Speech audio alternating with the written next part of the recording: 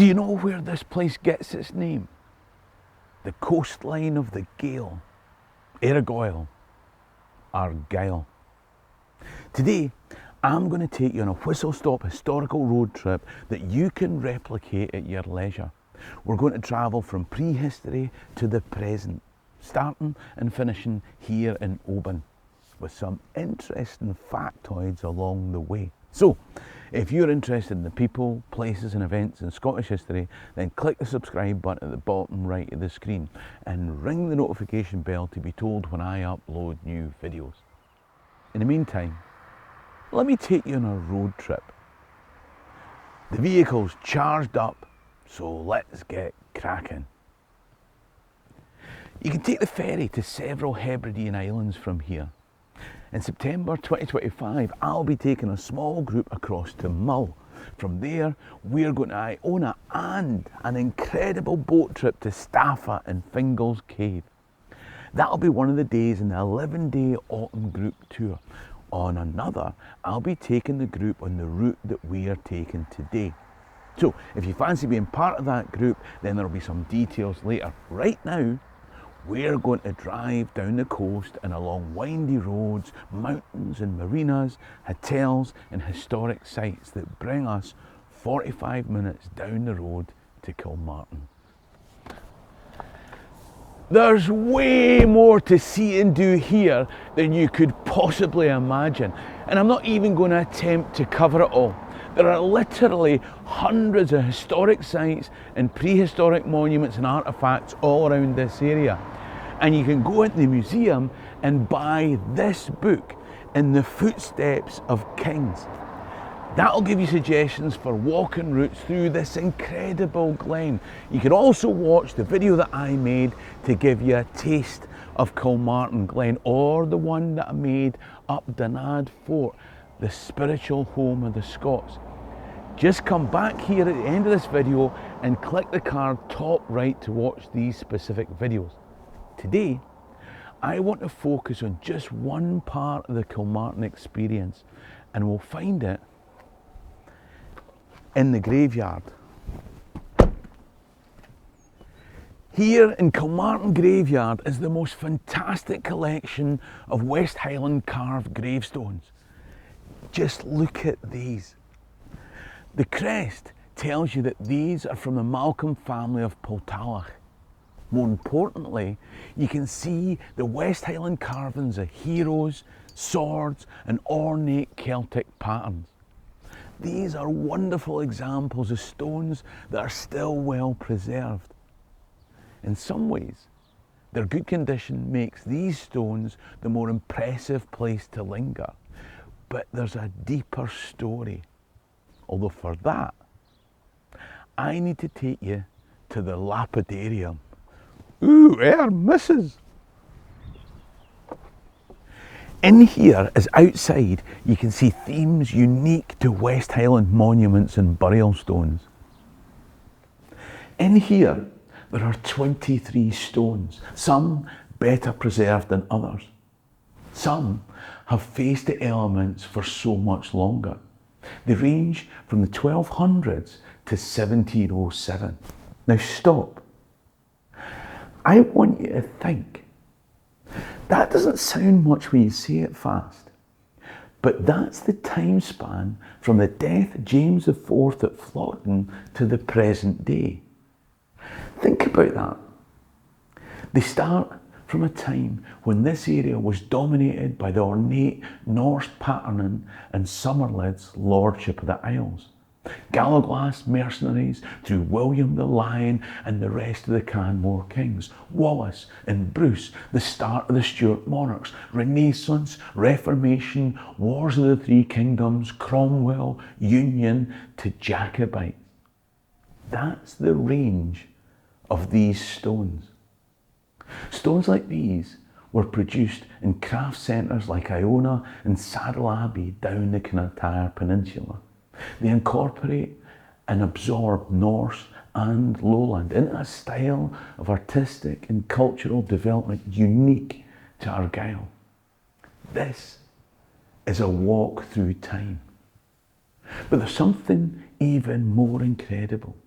You see, this glen has more prehistoric monuments than any other.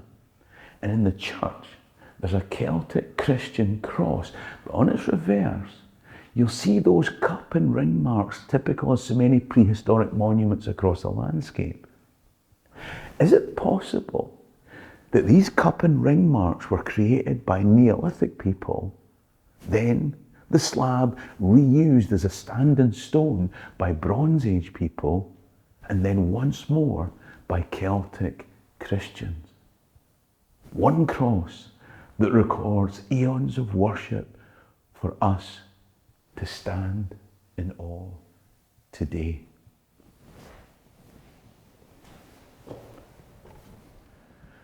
There's so much in Kilmartin Glen, not just to see, but to feel in your very bones. Oh, and there's a tea room with scones. It's a bit early for that today. Now, on this trip, there's not quite enough time to climb to the hill fort that was home to the Scots and place my foot in the royal footprint that was the place of kings. But I've done it before. They didn't have anything in a 10.5 wide fitting. No matter, onwards. When I said I was going to take you on a Scottish historical road trip, you probably didn't expect me to take you to Himalayan Garden. And yet, we're doing exactly that, with a stop at Crary Gardens. The gardens were born in 1912, delivered by Lady Grace Campbell. We are in Argyll after all. These days, it's famed for the huge variety of rhododendrons and the unique Himalayan gardens stretching up the hillside.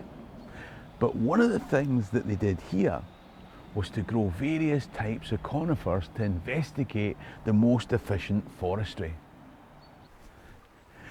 Now that's another sentence that might go unremarked, but standing in front of this finely cut timber, you have to realise the significance to our history. World War I had decimated forestry, so that only 5% of Britain's original forests were left. So in 1919, just as this place was being born, the Forestry Commission was established to regenerate timber supplies. 70% of the land to be given over to this reforestation was in Scotland. And one of the first tasks was to find out what type of conifers would grow fast, straight and tall to recover the situation as quickly as possible. So now you see how historic this site of conifer experimentation was.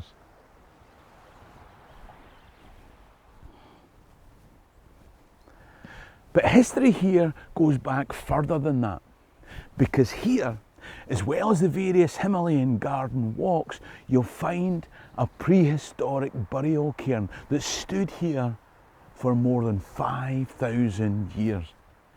Excavations tell us that millennia past, people sat here eating shellfish, and that as time went on, they'd come here to the entrance of the cairn to take time to remember their ancestors. Now, given the short distance from Kilmartin Glen, you just know that they were part of a wider community of Argyll before Argyll had heard of itself. Of course, by the 8th century, Christianity had replaced the older faiths, and another type of burial ground was created here, one that's used to this day, as folks are laid to rest in a landscape that's varied yet unchanging. 5 miles down the road, we pass by Auchendrain, but you should stop. This is the only Highland township to have survived largely unaltered from 18th and 19th century clearance. It's a genuinely living open-air museum with over 20 buildings, some in reasonable condition, others in need of a bit of TLC. When the Duke of Argyll made plans for 18th century development in Clearance, Auchendrain was listed in that plan.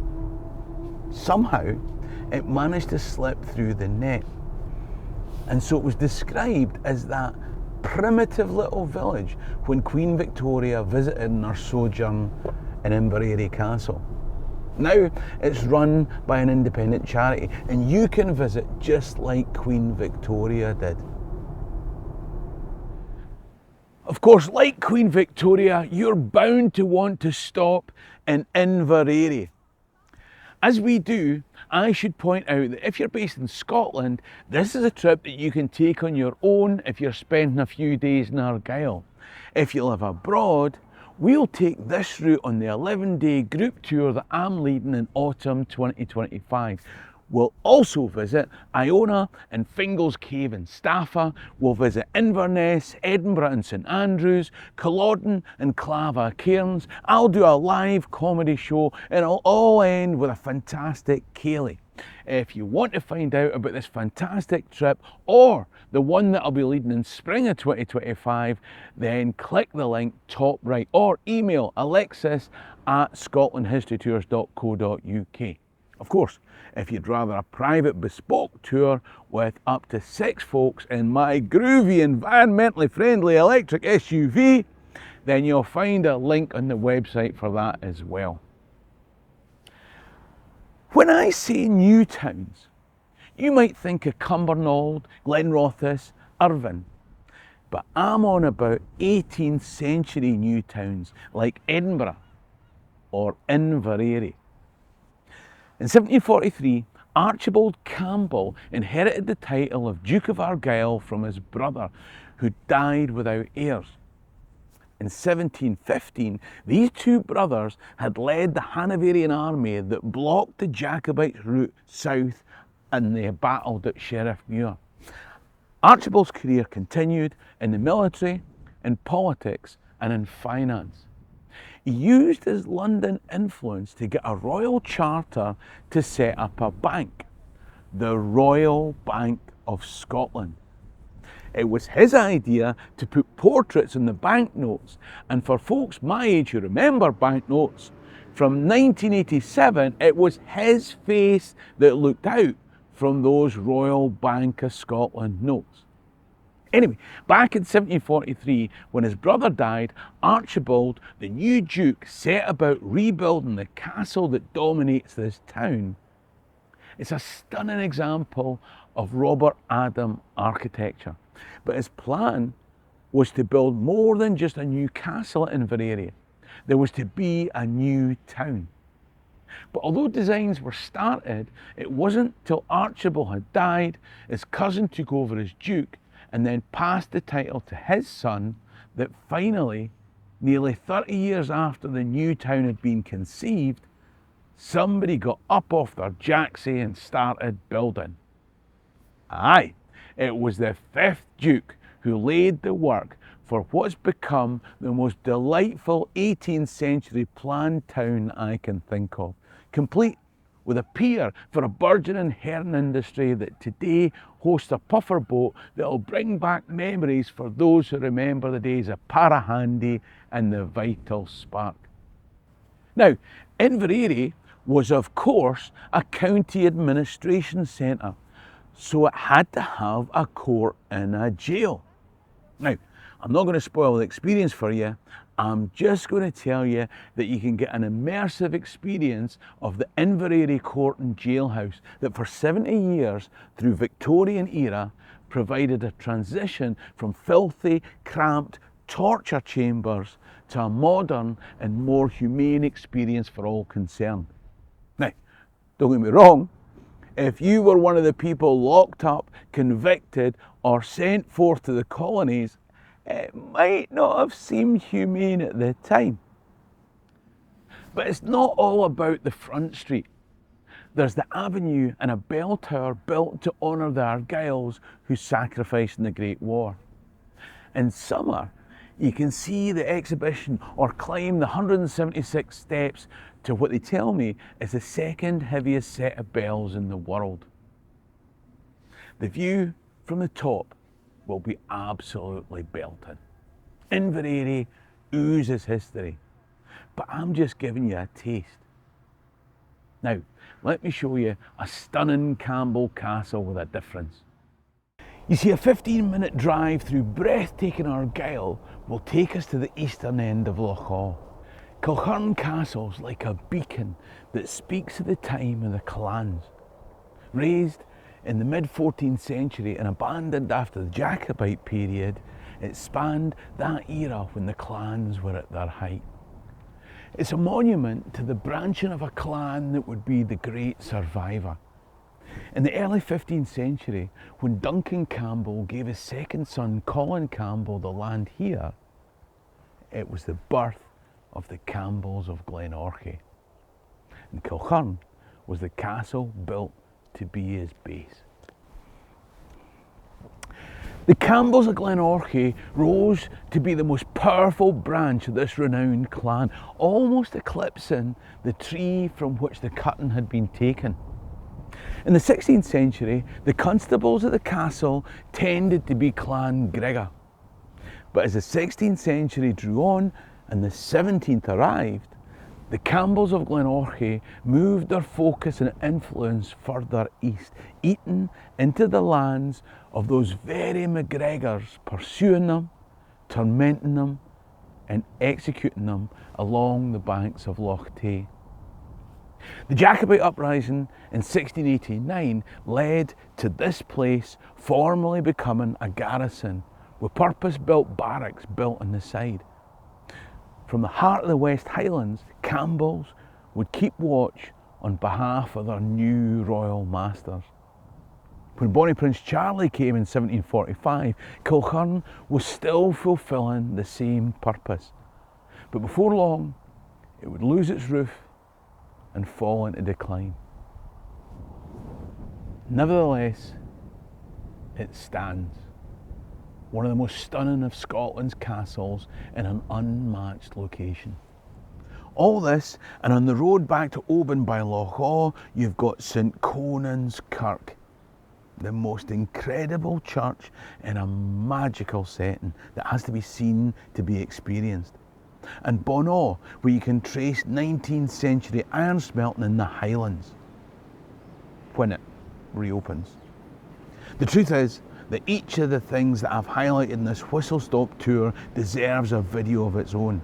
I've just tried to give you a suggestion for a wonderful way to while away your time in Argyll. This is more than a day out. This is a wonderful adventure that could last you days. I've only scratched the surface. Now, if you'd like to see another wonderful Scottish road trip when I had the old gas guzzler, then there's a fantastic historical road trip coming up on screen now. Support the channel by clicking top right to become a Patreon member or buy me a coffee in the description below. In the meantime, ha mi an dulchas gwn bhíola málaigh. Cheerio and drasta.